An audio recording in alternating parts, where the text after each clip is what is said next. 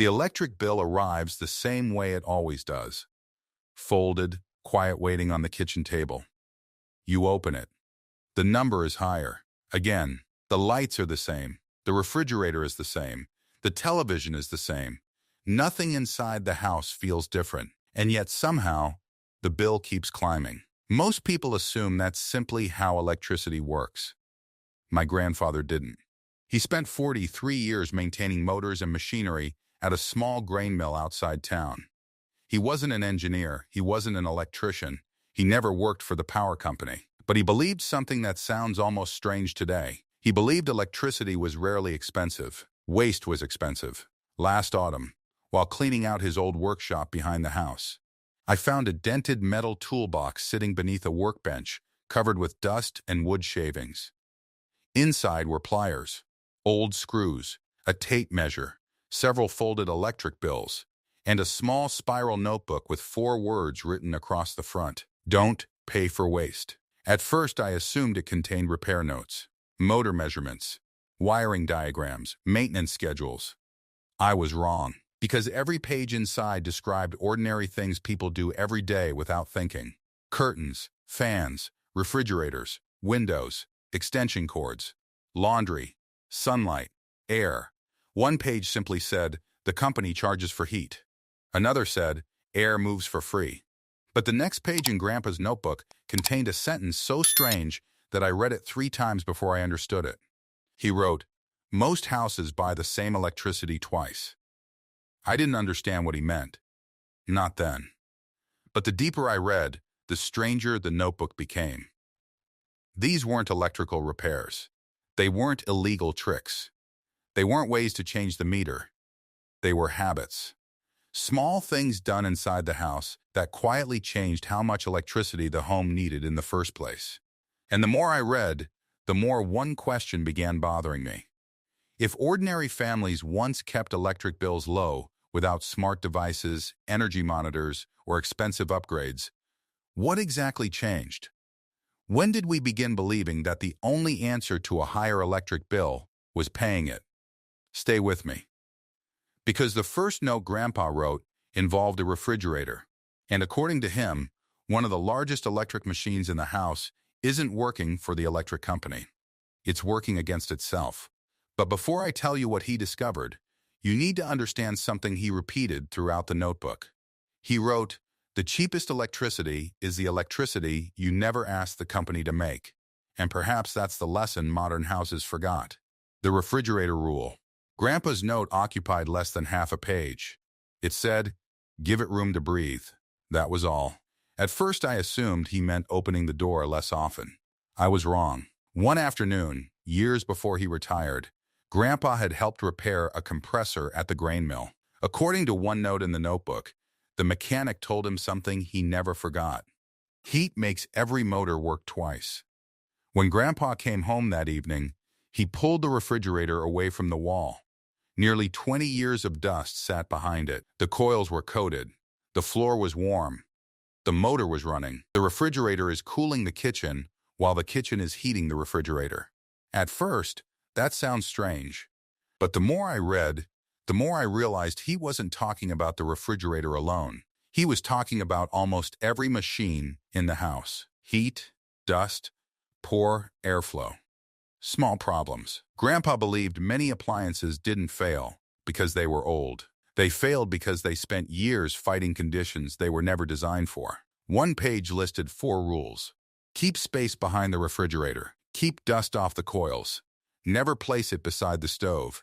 Do not block the vents. Simple things. But according to him, those 4 habits could save electricity every single day. And perhaps that is why another sentence appeared beside the refrigerator notes. The company charges for heat. At first, I didn't understand. Electric companies sell electricity, not heat. But Grandpa believed something different. He believed many electric bills are actually heat bills. Refrigerators remove heat. Air conditioners remove heat. Fans move heat. Freezers fight heat. Even light bulbs create heat. And once he started noticing where heat entered the house, he started changing small things. Curtains, windows, shade, airflow, things that cost nothing. Things many families once considered ordinary. But one note in the notebook surprised me more than any of the others. It simply said, "The sun pays twice." I didn't understand that sentence for years. Then I noticed where Grandpa always sat during the summer. Not beside the window, not near the television, but in the darkest room of the house. Because according to him, sunlight entering a room during the afternoon wasn't free at all. The room absorbed it. The furniture absorbed it. The walls absorbed it. And later, the air conditioner paid to remove it. He called this buying the same heat twice. And according to Grandpa, this wasn't even the mistake costing people the most money. Because one appliance sitting quietly in almost every house may be using electricity even while nobody touches it. One summer, he hung an old blanket over the west-facing window in the spare bedroom. He wrote the temperature on a note card. The room was noticeably cooler. No electricity, no appliance, no purchase, just shade. Another page in the notebook said, "Air moves for free." And this may have been the rule Grandpa believed most strongly. Because while many people think fans cool rooms, Grandpa insisted they do something very different. Fans cool people, not empty rooms. If nobody was sitting in the room, he turned the fan off. If everyone left the kitchen fan stopped. If the bedroom was empty, the fan stopped. One note was underlined twice. Never cool furniture. That sentence stayed with me. Because somewhere along the way, many houses began running fans, televisions, lights, and appliances simply because they were already on. Grandpa believed electricity should always have a purpose. If it wasn't helping somebody, it should rest. But the note that surprised me most wasn't about refrigerators. It wasn't about sunlight. And it wasn't about fans. It involves something almost every house contains. Something quietly using electricity every hour of every day, even while nobody is using it. And according to Grandpa, these small hidden uses may explain why so many electric bills continue rising even when families think they're using less. The hidden electricity rule. The note itself was written in pencil. The handwriting had faded. Only 5 words remained clearly visible. Sleeping things still eat. At first, I had no idea what Grandpa meant. Grandpa once took me outside after sunset. He pointed toward the electric meter beside the house. The television was off. The lights were off. The kitchen was dark. And yet the wheel was still moving. He smiled and said, "The house is eating while nobody is hungry." That night he walked through the rooms unplugging things one by one. The meter slowed. Not dramatically, not instantly. But according to Grandpa, many machines never actually stopped working. One page in the notebook listed several things: television, clock radio, cable box, microwave, phone charger, coffee maker, garage opener. Nothing on the list seemed important. Each used only a little electricity, a few watts here, a few watts there. But Grandpa believed the electric company loves small numbers because people ignore them. He wrote, "Little leaks sink big boats." Long before people used the phrase phantom power, Grandpa had his own description. He called it electricity nobody sees. He didn't unplug everything. He wasn't afraid of appliances. He simply asked a question: does this need power right now? If the answer was no, the cord came out. One winter he plugged the television, stereo, and lamp into the same power strip.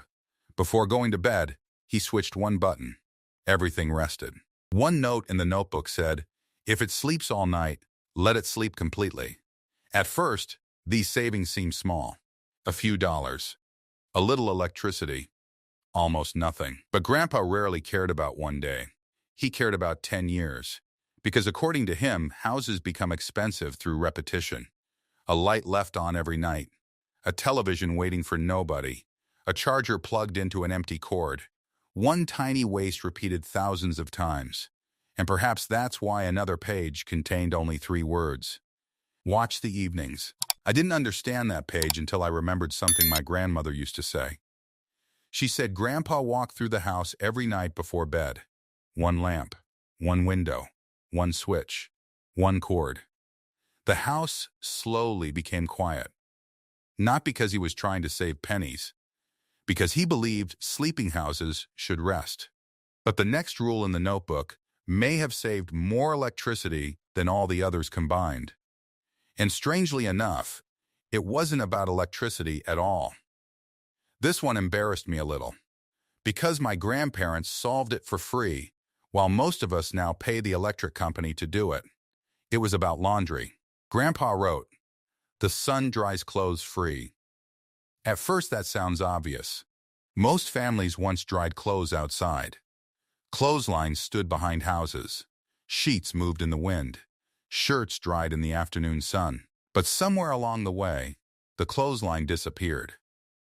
The dryer became automatic, and electricity quietly replaced air. Grandpa wasn't against the dryer. He used it. But he believed people had forgotten that moving air and sunlight still worked. One page showed only a simple drawing: a rope, 2 poles, several shirts. Underneath he wrote, "The company cannot charge for wind." My grandfather hung blankets outside, towels, bed sheets, summer clothes, and perhaps the strangest thing is that nobody considered this unusual. It was simply how houses worked.